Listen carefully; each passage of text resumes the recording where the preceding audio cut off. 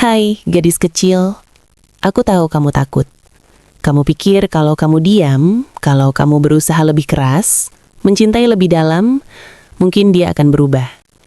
Kamu pikir kalau kamu cukup baik, rasa sakit itu akan berhenti. Tapi semua itu bukan salahmu. Bukan teriakannya, bukan rasa bersalah yang ditanamkannya, bukan cara dia membuatmu percaya bahwa kamu sulit dicintai. Kamu hanyalah seorang gadis kecil yang mencoba bertahan dari sesuatu yang seharusnya tidak pernah terjadi. Aku berharap bisa memelukmu dan memberitahumu bahwa semua ini tidak akan mendefinisikan siapa kamu. Kamu tidak akan selamanya merasa kecil. Suatu hari, kamu akan mengerti bahwa cinta tidak seharusnya menyakitkan, bahwa diam bukan kedamaian, dan bahwa patuh bukan tanda cinta. Suara yang dulu coba ia bungkam akan bangkit lagi, dan kali ini, suaramu akan berbicara untuk orang lain juga. Kamu akan menemukan jalan pulang, tidak sekaligus tapi perlahan, seperti cahaya pagi yang menyelinap lewat tirai yang dulu kamu tutup rapat. Kamu akan membangun dirimu kembali dari serpihan-serpihan yang pernah ia hancurkan.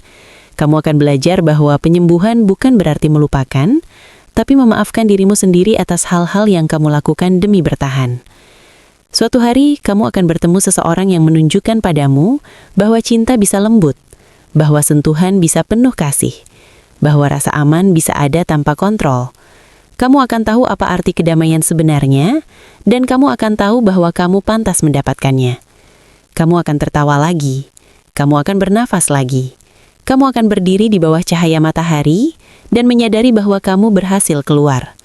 Dan saat kamu menoleh ke belakang, kamu akan melihat bahwa gadis kecil yang dulu menangis diam-diam adalah orang yang telah menyelamatkanmu. Jadi jangan kehilangan harapan. Kamu tidak lemah karena pernah bertahan. Kamu tidak rusak karena pernah terluka. Kamu manusia. Dan suatu hari nanti, kamu akan menjadi perempuan yang telah melalui semuanya. Menulis kata-kata ini dengan kepala tegak dan hati yang utuh. Kamu berhasil. Kamu sudah bebas. Dengan seluruh cinta, dirimu di masa depan, Aurelie Alida Marie Moermans, Bigenstock. 1 bulan sudah berlalu sejak aku meluncurkan buku ini. Awalnya, aku tidak berencana menulis versi bahasa Indonesia. Aku menulis semua catatan harian dalam bahasa Inggris, dan buku ini pun lahir dari sana. Tapi ketika akhirnya aku menerbitkannya, aku merasa takut. Takut jika orang-orang membacanya. Takut jika terlalu banyak yang tahu. Takut menghadapi dunia yang selama ini hanya mengenalku dari layar. Namun, 2 hari setelah buku ini keluar, aku menyadari sesuatu yang tidak pernah kuduga. Pesan demi pesan mulai berdatangan dari berbagai penjuru dunia. Ada orang tua yang berkata mereka belajar banyak dari kisahku. Ada seorang guru yang ingin membagikannya kepada murid-muridnya agar tidak melakukan kesalahan yang sama. Ada seseorang yang menulis bahwa ia sempat ingin mengakhiri hidupnya, tetapi setelah membaca ceritaku, ia memutuskan untuk bertahan. Ada juga seorang perempuan yang pernah menjadi korban Bobby setelahku, yang berkata bahwa bukuku memberinya harapan untuk masa depan yang lebih baik. Saat membaca pesan-pesan itu, aku hanya bisa diam lama. Aku menulis buku ini dengan niat sederhana, untuk membebaskan diriku dari beban masa lalu. Aku tidak menyangka kata-kata yang kutulis untuk menyembuhkan diri justru menjadi obat bagi orang lain. Sebenarnya, akulah yang awalnya tidak yakin bagaimana kisahku yang begitu menyakitkan bisa membantu siapapun. Tapi Tyler yang menyadarkanku. Ia bilang, mungkin justru karena kisah ini begitu jujur dan pahit, orang lain akan melihat diri mereka di dalamnya. Ialah yang pertama kali percaya bahwa kisahku bisa menjadi cahaya untuk orang lain.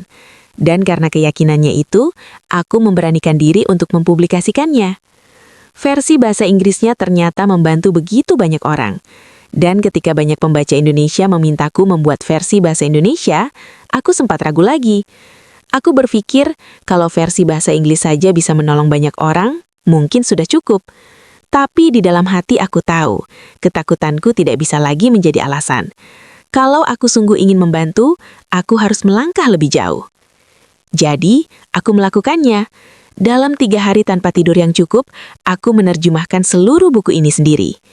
Aku tahu hasilnya belum sempurna, tetapi kali ini aku memilih keberanian daripada kesempurnaan. Aku hanya ingin satu hal, agar lebih banyak orang bisa membaca dan menemukan harapan di dalamnya. Tidak lama setelah Broken Strings keluar, Bobby kembali muncul. Ia mulai mengancam dan memfitnahku di media sosial, seolah buku ini ditulis untuk menyerangnya. Padahal aku bahkan tidak pernah menyebut namanya di buku ini.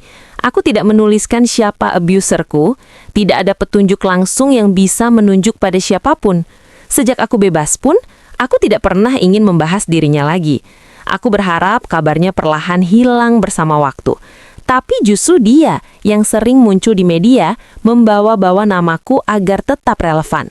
Dan kini, setelah sekian lama, ia kembali berisik, marah, dan tanpa sadar menunjukkan pada dunia bahwa dirinya memang tidak berubah. Ia bahkan mengatakan hal-hal ekstrim yang tidak bisa kutuliskan di sini karena terlalu mengerikan. Aku sempat bingung, karena semakin ia bicara, semakin jelas ia memperlihatkan diri yang dulu berusaha kutinggalkan. Banyak pembaca yang menyadarinya juga. Mereka bilang, melihat reaksinya di media sosial seperti menonton versi nyata dari buku ini. Mereka menulis padaku, dia benar-benar seperti yang kamu gambarkan. Dan aku hanya bisa mengangguk pelan, karena memang begitu adanya. Tidak berhenti di situ, di tengah semua kegaduhannya, ia juga sempat berkata bahwa aku belum move on. Sebuah pernyataan yang begitu percaya diri, nyaris menggelikan. Aku menulis buku ini bukan untuknya, bukan untuk masa lalu, tapi untuk semua orang yang pernah merasa terjebak dan ingin bebas. Menulisnya justru adalah bukti bahwa aku sudah pulih, bahwa aku tidak lagi hidup di bawah bayangannya. Ironis, bagaimana seseorang yang belum berdamai dengan dirinya sendiri malah menuduh orang lain tidak move on. Dan yang paling lucu dari semuanya, dari sekian banyak hal yang bisa ia marahi, yang paling ia bicarakan justru bagian tentang mentimun. Seolah dari seluruh kisah panjang tentang penderitaan dan penyembuhan, hanya itu yang ia perhatikan. Rupanya setelah membaca buku ini, ia baru menyadari sesuatu yang dulu tidak pernah kukatakan dengan jelas. Selama ini, ia hidup dengan keyakinan bahwa aku menuruti permintaan yang paling keji, karena dulu aku bersumpah demi Tuhan di hadapannya. Baru sekarang, bertahun-tahun kemudian, ia tahu bahwa hal itu tidak pernah benar-benar kulakukan. Dan mungkin kesadaran itulah yang membuatnya marah. Entahlah, yang jelas reaksinya membuatku tertawa kecil, karena di balik semua luka dan kebohongan, kebenaran akhirnya muncul dengan sendirinya. Aku tidak tinggal diam, aku meminta pengikutku dengan cara halus untuk mengingatkannya bahwa apa yang ia lakukan bisa berujung pada tuntutan hukum, tanpa ia tahu bahwa semua itu datang dariku. Reaksinya justru lucu, ia mengira ada orang baik yang sedang menasehatinya, bahkan sempat berterima kasih. Tak lama kemudian, ia memprivate akun media sosialnya dan buru-buru menghapus semua unggahan yang berhubungan denganku, seolah panik takut aku akan melapor. Ketika akhirnya ia membuka kembali akunnya, semuanya sudah hilang. Kolom komentarnya kini dibatasi, dan seolah angin ribut yang ia buat lenyap begitu saja. Pernah dengar soal screenshot? Sebenarnya, banyak sekali sifat dan kelakuannya yang tidak kumasukkan ke dalam buku ini. Ada hal-hal yang menurutku tidak perlu disebutkan lagi, karena aku hanya ingin menulis bagian yang penting. Aku tidak ingin kisah ini meluas kemana-mana. Cukup yang relevan untuk dipahami, cukup yang bisa membawa pesan. Dulu aku sering merasa hidup tidak adil. Aku memikul trauma selama belasan tahun, sementara dia tampak hidup dengan bebas, seolah tidak pernah menyakiti siapapun. Namun belakangan aku mengetahui bahwa ia masih melakukan hal serupa kepada perempuan lain. Mendengarnya membuatku sedih, tetapi juga semakin yakin bahwa diam bukan lagi pilihan. Beberapa waktu kemudian aku mulai mendengar berbagai kabar tentangnya. Sebagian datang dari para pembaca yang mengenalnya. Mereka bilang hidupnya sudah tidak tenang. Katanya ia terlilit utang, kecanduan judi online dan amer murah, serta berpindah agama setelah membuat seorang perempuan hamil yang kemudian menjadi mantan istrinya, tidak lama setelah anak mereka lahir. Aku tidak tahu mana yang benar, dan mungkin aku tidak perlu tahu. Yang ku tahu hanyalah satu hal, karma tidak pernah salah alamat. Ketika menulis buku ini, aku sempat berpikir akan menyerah. Seorang penulis pernah mencoba mengenalkanku pada penerbit, tapi komunikasi itu tidak langsung denganku. Suatu hari penulis itu berkata dengan hati-hati. Katanya penerbit yang ia hubungi kurang tertarik dengan ceritaku. Aku mengangguk saja, berusaha memahami.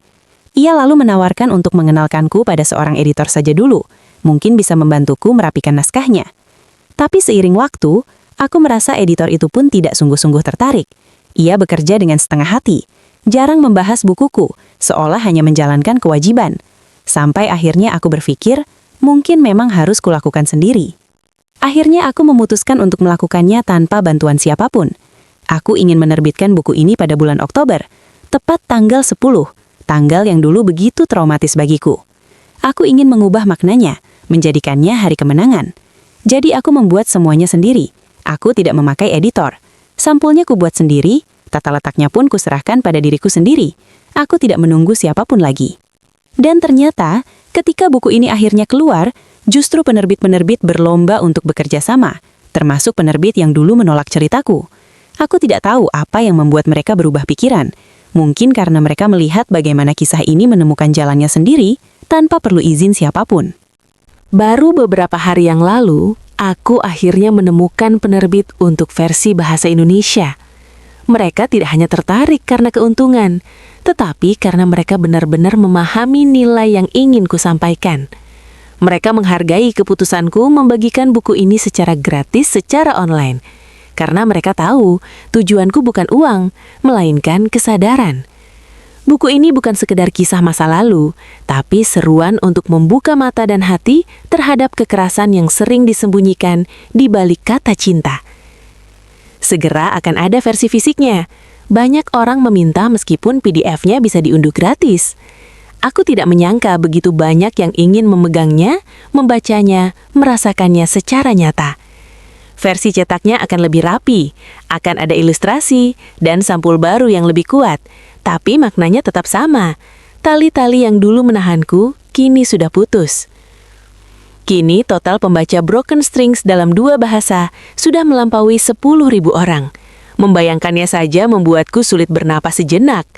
Rasa haru dan bahagia bercampur jadi satu. Aku tidak pernah menyangka kisah yang dulu hanya kutulis untuk diriku sendiri bisa menjangkau begitu banyak hati di berbagai tempat. Rasanya luar biasa. Aku tidak sabar menantikan masa depan buku ini. Dan aku tidak sabar untuk terus bertumbuh bersama semua orang yang sudah membaca, merasakan, dan berbagi kisah mereka padaku. Untuk semua yang sudah menulis pesan, yang sudah mengirim doa, yang sudah menangis atau tersenyum setelah membaca kisahku, terima kasih. Kalian tidak tahu betapa dalam aku tersentuh. Ini kisahku, traumaku, tapi juga kesembuhanku. Dan saat tahu kisah ini bisa menolong orang lain, rasanya seperti keajaiban yang tidak bisa dibandingkan dengan apapun. Aku mencintai kalian semua. Cerita dalam buku ini adalah kisah nyata, dari sudut pandang dan pengalaman pribadi penulis. Nama dan beberapa detail disamarkan untuk menjaga privasi. Buku ini tidak ditulis untuk menyerang, menuduh, atau merugikan siapapun, melainkan untuk berbagi kesadaran dan membantu mereka yang mungkin pernah mengalami hal serupa.